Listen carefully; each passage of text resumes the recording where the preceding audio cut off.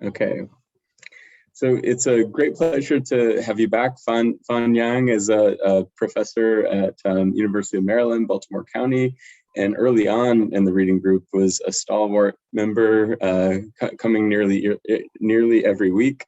And now it's a real delight to have two pieces by Fan on the table for discussion today. So we have a somewhat lighthearted, playful engagement with Too Hot to Handle, a reality TV show that enacted some radical experiments in intimacy without proximity is one way of thinking about it. And then we also have a piece about what things looked like, in Shenzhen and other parts of China as the delivery economy, the food ordering apps and robotic food preparation technologies kind of intensified and exacerbated trends that existed already. So maybe one opening question is just about the interplay of agencies that we see in these two different papers. You use the word non-human to encapsulate a bunch of different things, from algorithms to the electronic bicycles to this object that it sort of talks like Siri, maybe looks like a sex toy that's kind of surveilling the bodily contact of participants. And I think this idea is interesting for, we inherit a long tradition of thinking about how the human is mediated, like human consciousness is mediated back through Marx and Haraway by articulations of capital and technologies. And one of the key voices in this paper is talking about the dehumanizing tendencies of these technologies, making a language play on the Chinese word for artificial intelligence. It becomes kind of bestial intelligence. And I think there's all kinds of opportunities here to open up this part of the so-called essential labor force, to interrogate the ways that these assemblages are doing the work of dehumanizing or have become inhuman,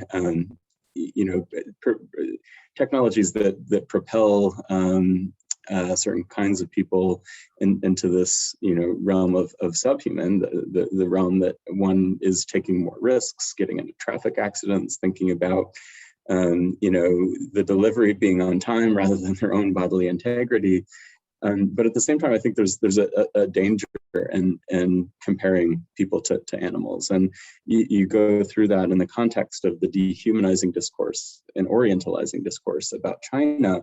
And I wonder, is it possible to both theorize this precarious, emergent, essential labor force to attend to the ways that these assemblages do the work of dehumanizing and inhumanizing, while also holding on to the sort of fundamental humanity of the people subject to those comparisons? So if a book like Habeas Viscus talks about racializing assemblages that make certain kinds of people subhuman, non-human, killable, how are these same kinds of things playing out in the tech industry, where we have the proliferation of these disposable people who are underpinning, everyday life for those of us who have the privilege to, order food or groceries at home. So it was a long, rambling set of comments/questions, and yeah, I'd love to just hear, and broadly, I think your work is really about everyday life. I think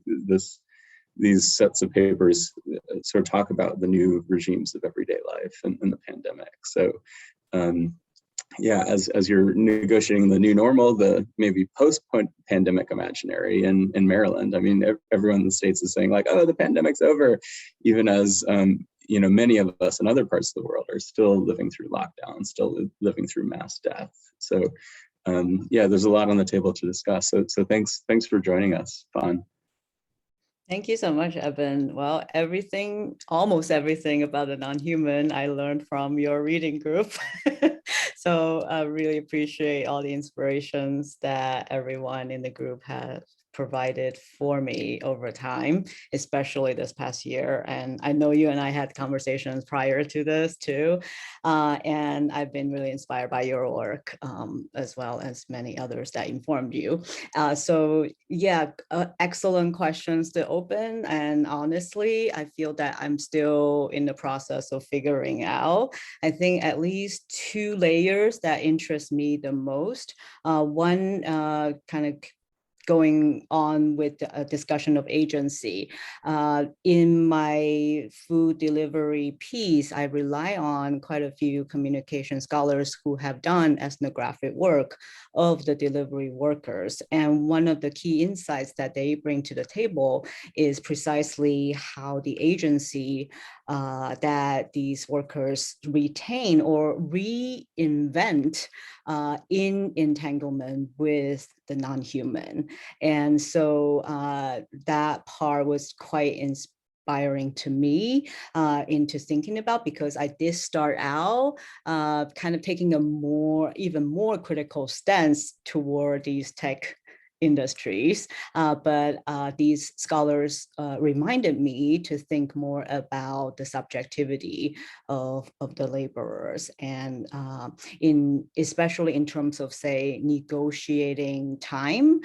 So one term that a piece I draw on talks about this kind of temporal arbitrage, how this kind of reconfiguration of time in the time of, well, not just the pandemic, but also with the food delivery apps and the kind of aspiration to deliver as fast as possible, but also breaking down of the labor time into these units for better management on the part of the companies, sometimes and oftentimes at the expense of the well-being of the workers. But that doesn't mean that the workers themselves also don't have a way of negotiating with the regime of data. So this actually gets at one of my struggle with the concept of data colonialism. It's interesting to bring these two pieces together in a way. I'm really grateful for this opportunity because I am kind of an in-between cultural studies person living in the US, originally from China, also looking at China from the standpoint of the US. And so this gets at the other layer that I was going to talk about, which is China, the non-human. So what is China really? And what interests me the most is actually the entity of the Chinese state. In my current project that I'm calling Disorienting Politics, Rising China and Chimerican Media, I try to tackle this object, but also a subject that is the rising China figure. And I call it a figure because it really is more about the Chinese state and how this presence of the Chinese state in US media culture opens up different ways of thinking about the state and citizenship, and sometimes competing visions of the nation state in the US and beyond. So in the piece on Lana, or Too Hot to Handle, I think what intrigued me was precisely this tongue-in-cheek joke of Lana being from factory China. And that was the moment that I just got hooked in a way as a cultural studies person to try to think about, oh, what kind of forces gave rise to this particular seemingly very minuscule kind of joke and the show in relation to Netflix and its operation. So this goes back to my struggle with data colonialism. Even though I draw on that concept, I'm still kind of thinking about the limits of the discourse of data and surveillance capitalism, and whether colonialism encompasses the unevenness that we might still want to further unpack. So in a way, it's good to put these two pieces together, even though the link between them, I would say, is actually more about just a pandemic moment. I happen to had the opportunity to work on these, but now that I'm kind of looking back at them, perhaps it is kind of perhaps productive to think about the human-nonhuman and China and data colonialism all together. So yeah, really appreciate the opportunity. Yeah, and if anyone else has questions, feel free to just type them in the chat or unmute yourself or raise your hand.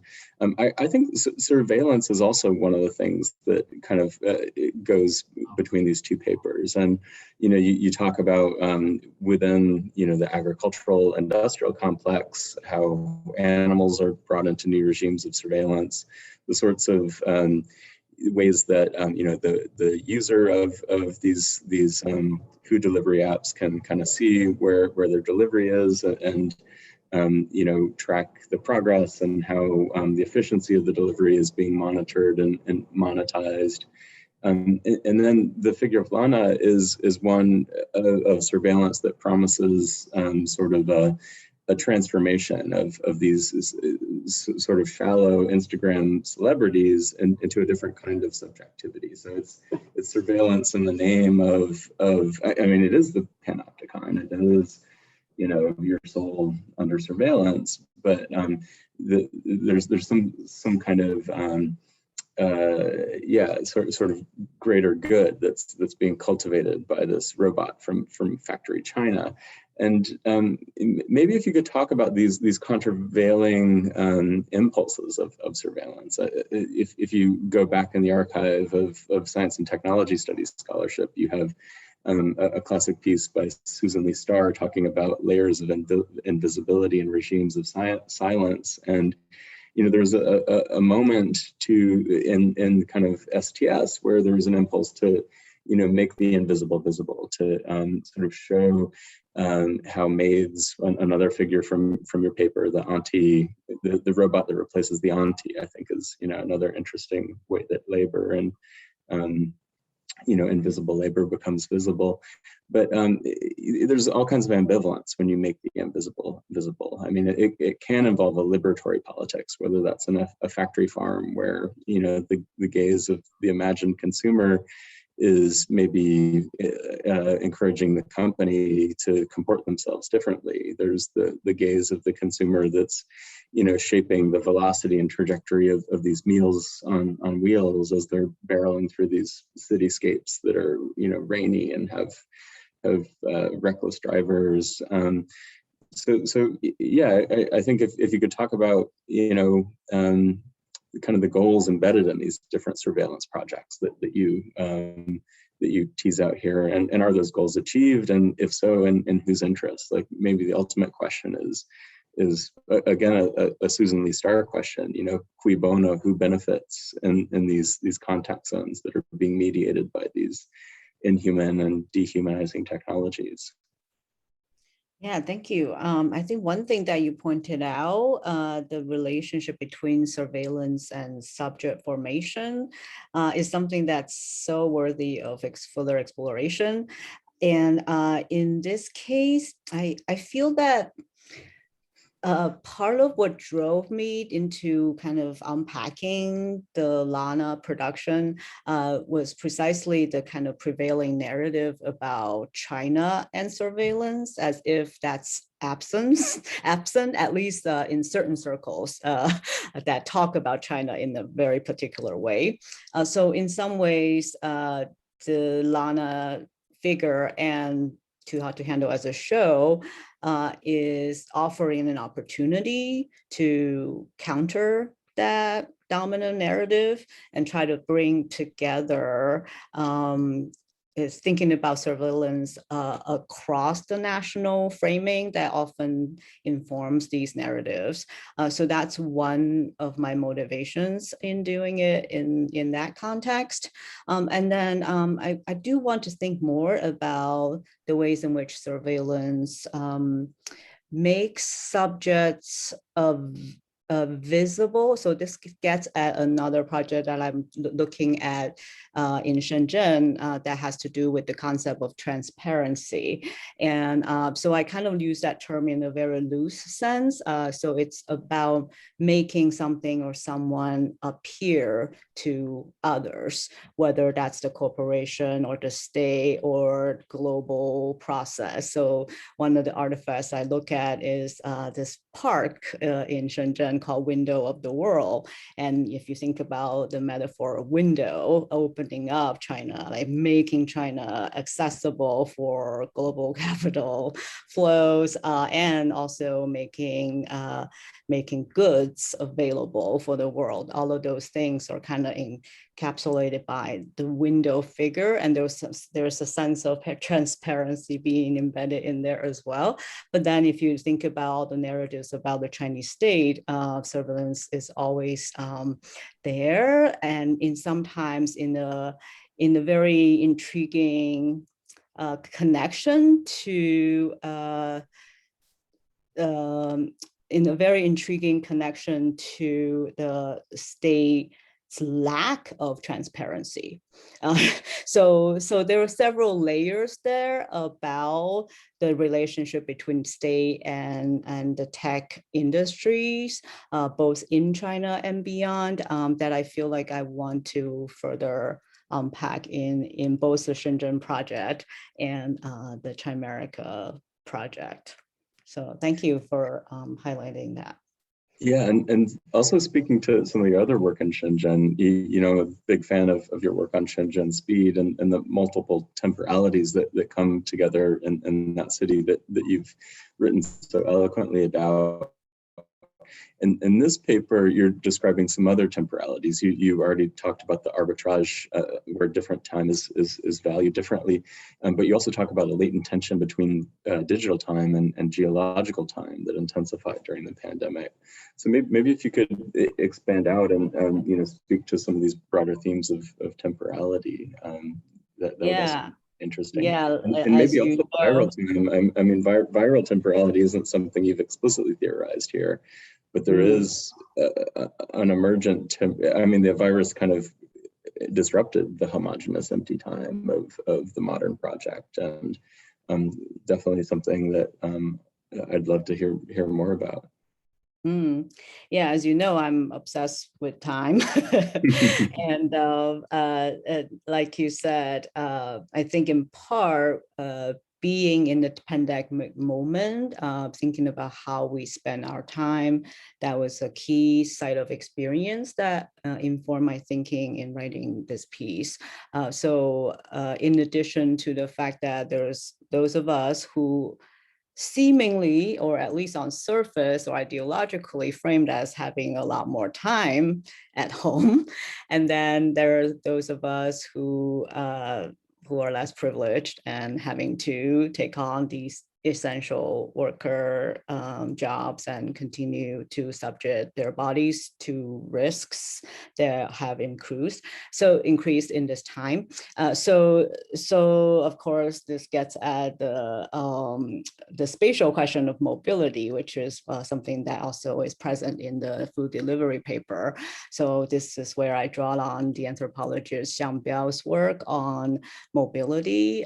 Typically is framed as a site of a kind of capital, a kind of privilege, but at this moment, mobility is now linked to risk more so than previous times.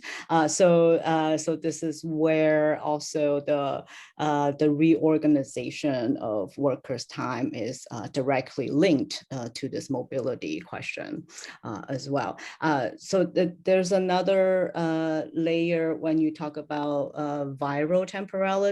I think this is where Netflix, among other companies that extract data for profit, key figures of surveillance capitalism, one may call them, these FANG stocks kind of companies. I mean, they are the ones who stand to benefit from this moment in very specific ways, in part also because of the seemingly immaterial production that they can engage in. But of course, those of us who are familiar with this reading group would know about the material dimension of the information and communication technological production, including production, distribution through infrastructure, and to recycling e-waste. So I just listened to Chen Qiufan's discussion this morning, finally caught up on that. And the Waste Tide book, obviously, was another rendition of that, of the possibilities that these kinds of, well, one should say maybe if you open up media to this kind of new materialist framework, what kind of possibilities might that open up? So this actually also gets another struggle that I also find myself still continuing to engage with, which is the relationship between new materialism and cultural studies. I think when I first started out thinking about this Chimerica figure, this kind of entangled China-America figure, I was still more of a discourse analysis person.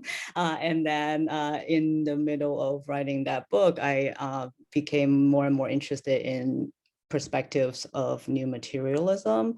But then I also find myself a bit dissatisfied by some of the work that seems to evacuate politics, especially in terms of difference, racial difference, among other things. So this is what perhaps, again, bringing these two pieces together, one thing that perhaps could be thought of more about is what do we miss out when we kind of have these totalizing accounts of China as the other.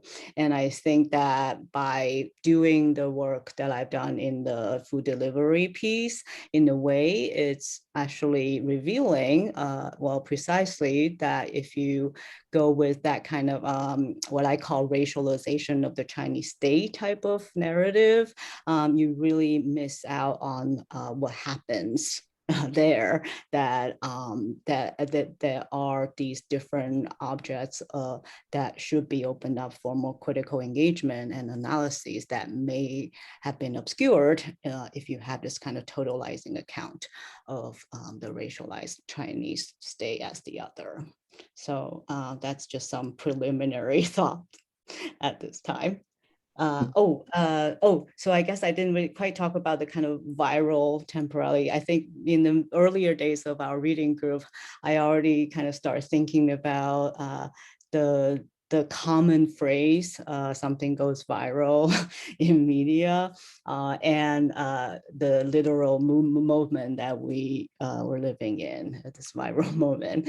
And so that was another thing that became interesting if you think about how Netflix, some media scholars say, is infecting the entertainment business in terms of its kind of digital delivery and streaming services.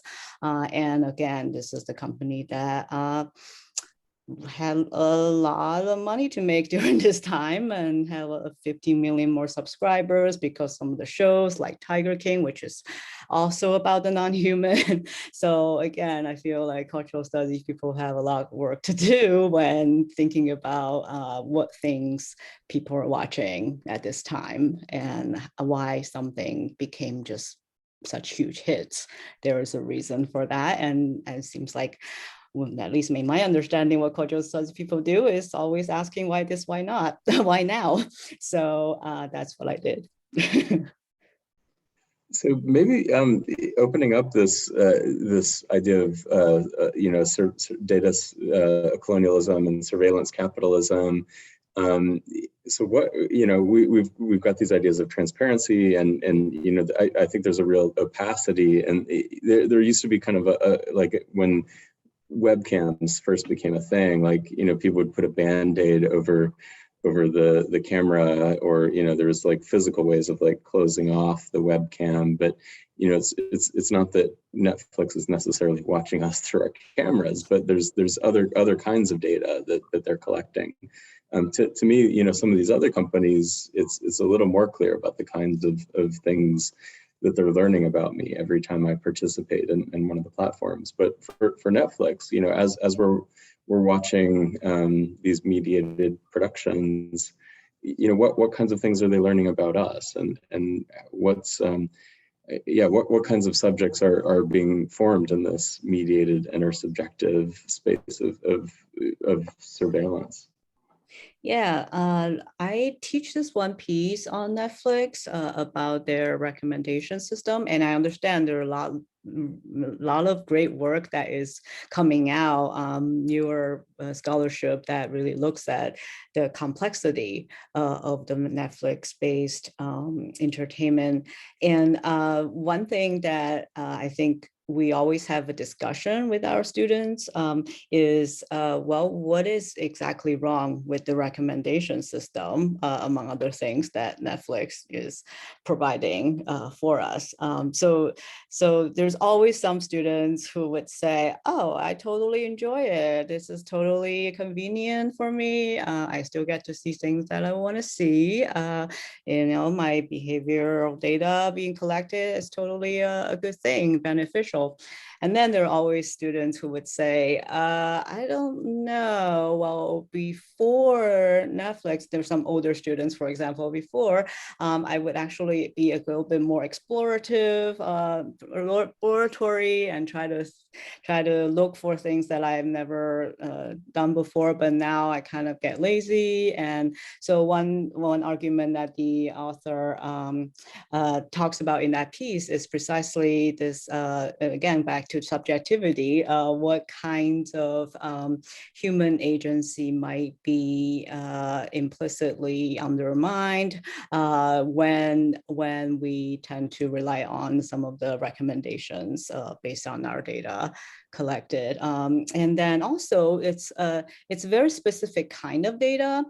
So unlike previous kinds of audience surveys, at least we get to articulate why we want to watch some shows when we are asked by surveying staff.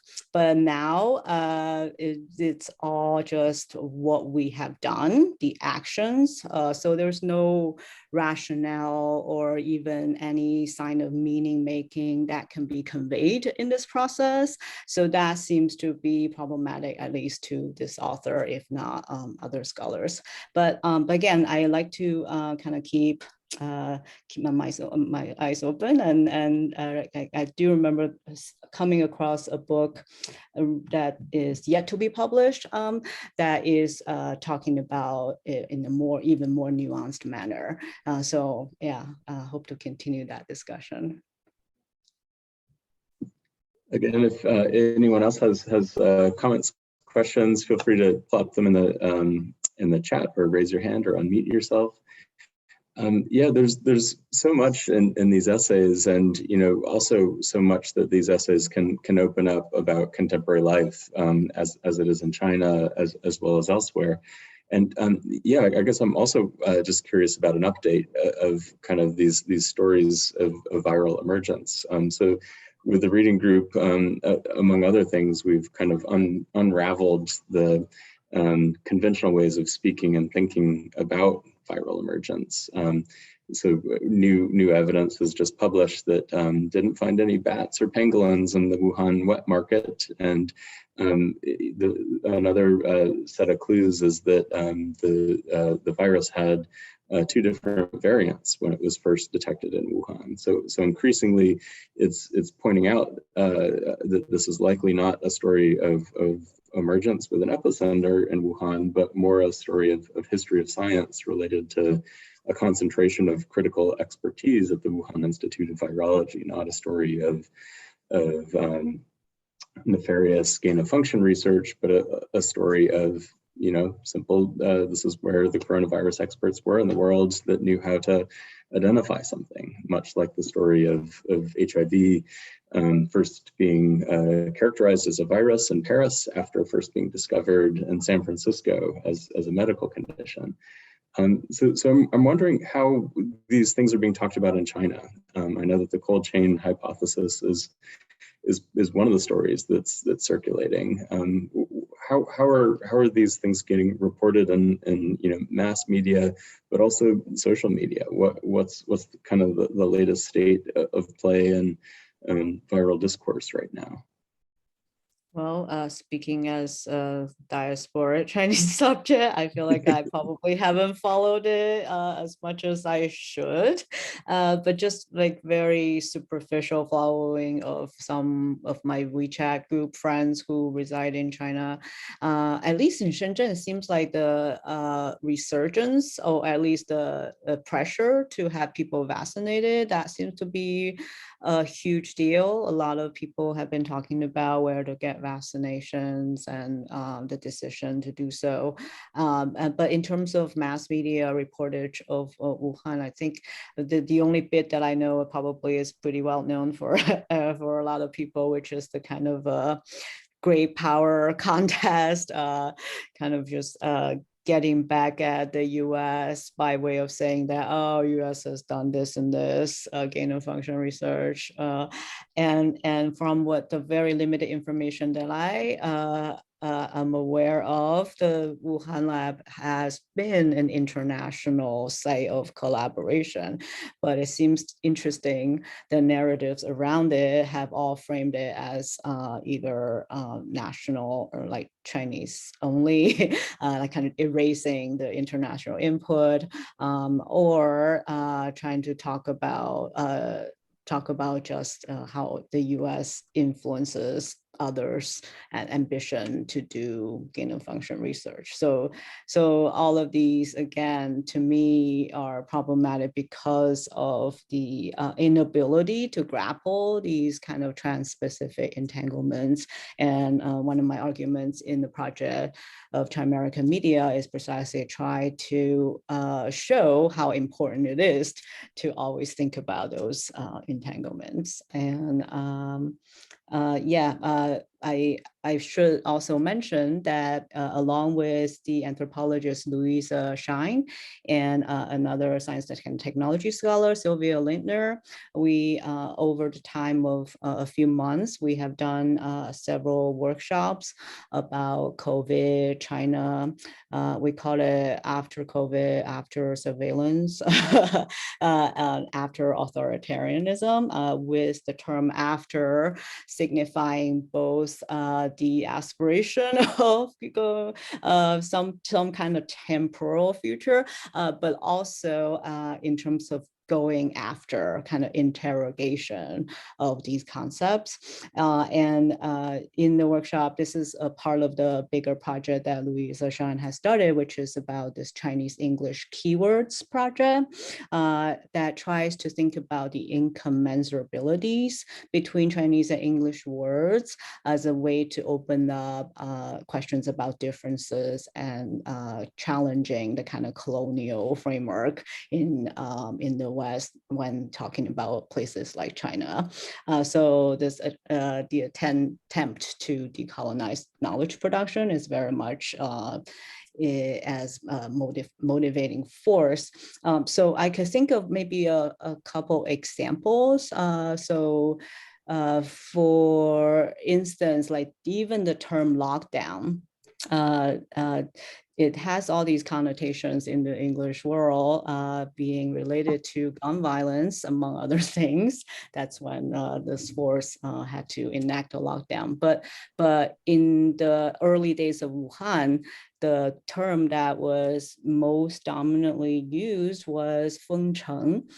So it doesn't necessarily have the kind of layers of meanings that lockdown might connote, but instead, one can argue this kind of besieged city is simultaneously a kind of control, but also a kind of benevolent protection on the minds of some, and And then so that opens up different questions about the relationship between citizenry and the state that may not actually fall into the same kind of ideological framing dominant in the US when it's talking about China. So that's just an example of how this keywords project might try to get at some of these questions that reduce a lot of these entanglements into binary frameworks and trying to open up new ways of thinking about China. Super interesting. And I was wondering if you could also say more about, you talk a lot in the piece about the subjectivity of the delivery of food workers and the ways that these algorithms and technologies are shaping who they are and how they move through the world. I was wondering if you could say a little bit more about the subjectivity that's common to us, and us being those of us who have spent a lot more time in Zoom rooms, who've spent a lot more time watching Netflix, who've spent more time ordering from Uber Eats or whatever, local food delivery app is working in your territory. So how is this subjectivity? I mean, there's maybe a different kind of, there's something shared, I think, about maybe shared experiences of alienation. Theorists going back to Debord have talked about that in relation to the spectacle. But I'm wondering, both in the face of these government lockdowns, be it in China or, Australia has had a particularly intense form of the lockdown. The US has been more of a wild and unruly space. But if you could maybe theorize our lived experience a little bit more. Yeah, I think that's also the part that I kind of left off at the end of the Lana piece, just kind of wanting to at least leave that hanging as a possibility, because as you mentioned, this show is, to me, atypical in a way for reality TV, in the sense that it actually selected these neoliberal entrepreneurialized selves, the influencers from Instagram, and then transported them into this Netflix space of cultural production. So unlike kind of a more typical trajectory, which is you go on reality TV and then you become an influencer because of the kind of TV following that you're able to accumulate. So, so that in combination with the fact that these hyper sexually active or desiring subjects who then are taught to explore more meaningful connections among themselves. And so there's something very interesting, at least on the part of the producer's attempt to not follow the heteronormative, romance to marriage trajectory, very common in many dating shows. I feel like I haven't seen enough dating shows to be able to say that, but at the same time, it does strike me as a cultural studies person. We talk about food, we talk about sex, and this show actually is raising some questions about sex in pandemic times and intimacy, perhaps more specifically. And so I was quite intrigued by what Lana is asking everybody to do, including some of these workshops that they are supposed to explore their inner selves. I don't know if anybody starts watching the second season, which I don't know if it's time is different, and also just kind of the reopening sensibility is different. And also people on the show in the second season are more aware of the premise of the show already. So they're actually there to defy Lana's orders in a way. So that's quite interesting. So I haven't finished it yet. Maybe I'll report back after reflecting on it a bit more after watching it. But at least for the first season, because we were, as audience members, I mentioned that some of the people who took to Twitters who say how much they love Lana, I think they were probably affected by their very immediate experience of going into this lockdown, having to reconfigure their relationship to technologies, something that they have probably been negotiating already, maybe without thinking about it as much, but certainly during the pandemic, that also becomes kind of more on the radar of awareness. So this is a technological mediated communication. And those of us who are separated from family, from friends, from lovers, that is also very significantly affected by the physical distancing. So all of these are forces that help shape the popularity of the show. And so the question remains, like, well, what kind of political opening might invite us to imagine? And it seems to me that at least going back to that surveillance question, at least there's some perhaps new direction into thinking about surveillance. I don't know if that's too too problematic a way to frame it, because almost always it's the negative valence that we associate with that term. But from what I've researched so far, I mean, there's that medical dimension of surveillance that is at least a little bit more neutral in its valence. So I'm kind of wondering if there's some different critical possibilities there. So not an actual answer to your question, but I think it at least gave me opportunity to think about that a bit more. So Noelia, who's joining us from Buenos Aires, has a question to ask. Okay, please. Yes, thank you. I'm awfully sorry. I have to apologize because I haven't read your paper, so my question is a little, perhaps it's coming from another place and maybe following up something you have been asked earlier about the way the pandemics are being think about in China in relation with Wuhan and the wet markets and the racialization of the way Chinese people shop for their food or something like that. But in that line of thinking and in relation with what you were approaching about the essential workers having to risk their lives because they had to go out and maybe for supporting the lives of other people who have the privilege to stay at home. I was thinking in an international level of this distribution of risks and tasks. And something that has happened here in Argentina is that a question has been rising about which are the causes of these pandemics, and it has been linked with the agro-logistics way of obtaining food in a global level. So one of the things that in Argentina has been a very powerful contestation debate have been the China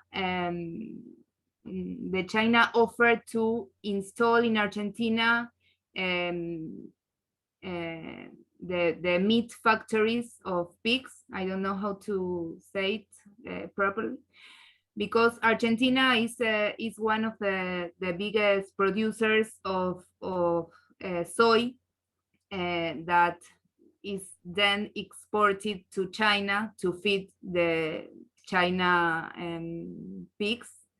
And during the pandemics, it was offered to Argentinian government to install directly the pig farms here in Argentina, so it could be a provider of food of meat for China. And this has been a very serious contestation for the environmentalist movements here in Argentina, rejecting the massive installation of these pig farms, because it was linked precisely to the very material conditions of the emergence of virus such as this of the coronavirus. This is one of the parts of the things, and the other is that other thing that I was thinking about the essential workers is that one of the activities that in Argentina was never stopped, even in the worst periods of the pandemics, were the activities related to well, the agriculture and for deforestation activities, and this was very symptomatic, I think, because in a global perspective, it seems that these activities, which are maybe the most problematic activities in terms of environmental issues and in terms of global distribution of the environmental problems, in many ways have been discharged or charged on the backs of the southern countries here in Latin America, the countries that produce these soybeans or this meat to distribute, to export them to other parts of the planet. So I don't know if I am commenting or asking something, but I was thinking about the possibility of expanding that issue that you are analyzing in that level of the delivery of food in a city, perhaps, to the delivery of food on a global scale. Yeah, thank you so much. And I'm sorry for my... No, that was such a great comment. Two sets of great comments, actually. And I would love to keep in touch with you. Sounds like you're doing some research in the context of Argentina, which I would love to follow up on. And yeah, so part of my other interest is actually China's One Belt, One Road project, sometimes known as the Belt and Road Initiative, which is describing a set of different kinds of development projects around the world, especially in the global south. And I wonder if this move to set up pig farms in places like Argentina are sometimes connected to that project. And even though some might call it like Xi Jinping, the Chinese president's dream of building this One Belt, One Road, but it's actually a lot more fragmented than the narrative might have it. So so I would love to kind of maybe keep in touch with you to see how that unfolds. And I couldn't agree with you more that there's a lot of these kind of intent versus outcome and versus contestation, especially from environmental groups. That's something that we have seen in other parts of the world that have interacted with China as part of this One Belt, One Road project. And so even though on surface, on paper, there are a lot of discussions of building up these wind power plants as opposed to coal plants, but but in reality, there are a lot more kind of ecological implications that are more profound and more complex than the policy directive. So definitely a lot of room there for critical research. And then since you mentioned the term symptomatic, I feel like I at least have to kind of highlight my guilty pleasure of writing the Lana piece. In part also stems from the fact that I get to do a symptomatic reading at a time when a virus might not have any symptoms. So I thought that was kind of an interesting moment to do symptomatic reading of a perhaps asymptomatic kind of viral condition.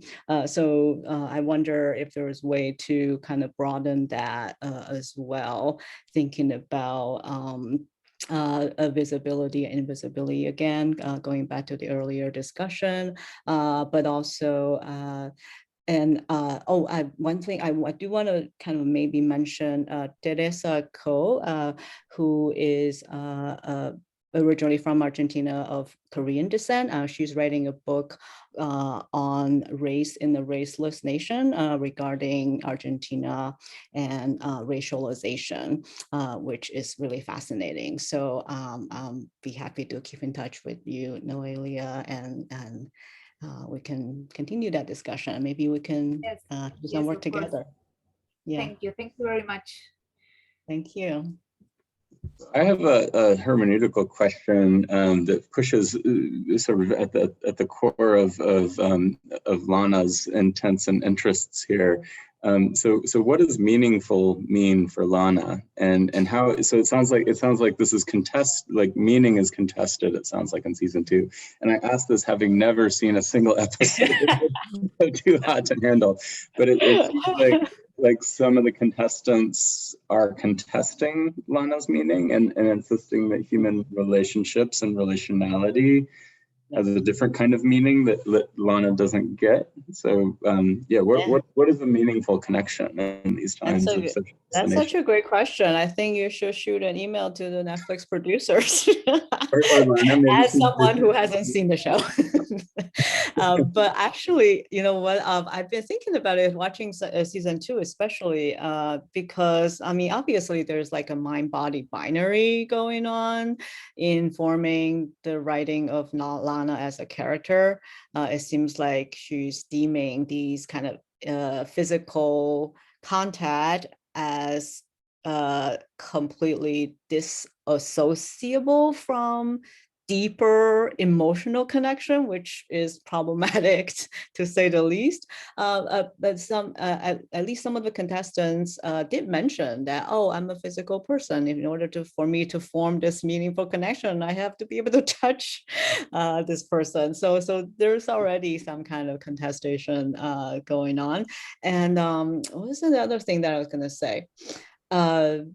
And I think there's also these workshops of these contestants that try to get at their more emotional kind of baggage.